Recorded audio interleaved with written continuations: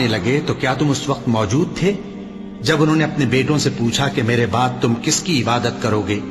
تو انہوں نے کہا کہ آپ کے معبود اور آپ کے باپ دادا ابراہیم اور اسماعیل اور اسحاق کے معبود کی عبادت کریں گے، جو معبود یکتا ہے اور ہم اسی کے حکم بردار ہیں۔ یہ جماعت گزر چکی، ان کو ان کے اعمال کا بدلہ ملے گا اور تم کو تمہارے اعمال کا، اور جو عمل وہ کرتے تھے ان کی پرسش تم سے نہیں ہوگی۔ اور یہودی اور عیسائی کہتے ہیں کہ یہودی یا عیسائی ہو جاؤ تو سیدھے رستے لگ جاؤ گے۔ اے پیغمبر ان سے کہہ دو، نہیں، بلکہ ہم دین ابراہیم اختیار کیے ہوئے ہیں جو ایک اللہ کے ہو رہے تھے اور مشرکوں میں سے نہ تھے۔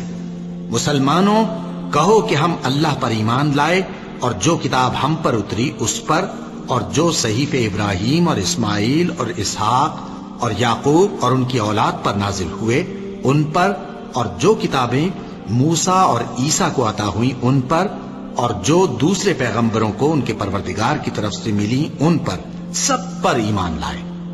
ہم ان پیغمبروں میں سے کسی میں کچھ فرق نہیں کرتے، اور ہم اسی معبود واحد کے فرما بردار ہیں۔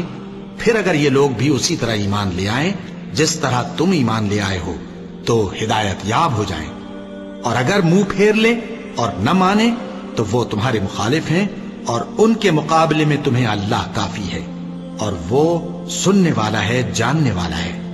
کہہ دو کہ ہم نے اللہ کا رنگ اختیار کر لیا ہے، اور اللہ سے بہتر رنگ کس کا ہو سکتا ہے، اور ہم اسی کی عبادت کرنے والے ہیں۔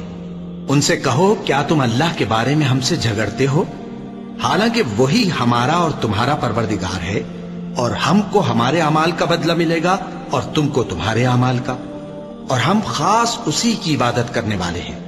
اے یہود و نصارا، کیا تم اس بات کے قائل ہو کہ ابراہیم اور اسماعیل اور اسحاق اور یعقوب اور ان کی اولاد یہودی یا عیسائی تھے؟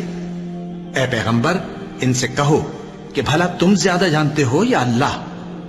اور اس سے بڑھ کر ظالم کون جو اللہ کی شہادت کو جو اس کے پاس کتاب میں موجود ہے چھپائے؟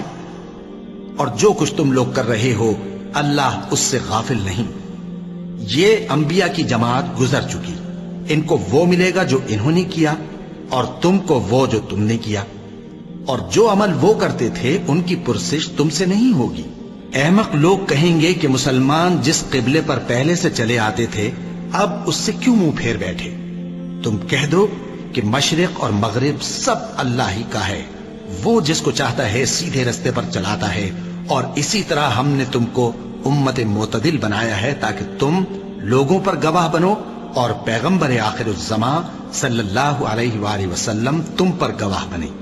اور جس قبلے پر تم پہلے تھے اس کو ہم نے اس لیے مقرر کیا تھا کہ معلوم کریں کہ کون ہمارے پیغمبر کا تابع رہتا ہے اور کون الٹے پاؤں پھر جاتا ہے۔ اور یہ بات یعنی تحویل قبلہ لوگوں کو گراں معلوم ہوئی، مگر جن کو اللہ نے ہدایت بخشی ہے وہ اسے گراں نہیں سمجھتے، اور اللہ ایسا نہیں کہ تمہارے ایمان کو یوں ہی ضائع کر دے۔ اللہ تو لوگوں پر بڑا مہربان ہے، صاحب رحمت ہے۔ اے پیغمبر صلی اللہ علیہ وآلہ وسلم، ہم تمہارا آسمان کی طرف منہ اٹھانا دیکھ رہے ہیں، سو ہم تم کو اسی قبلے کی طرف جس کو تم پسند کرتے ہو منہ کرنے کا حکم دیں گے۔ تو اپنا منہ مسجد حرام یعنی خانہ کعبہ کی طرف پھیر لو، اور تم لوگ جہاں ہوا کرو نماز پڑھنے کے وقت اسی مسجد کی طرف منہ کر لیا کرو۔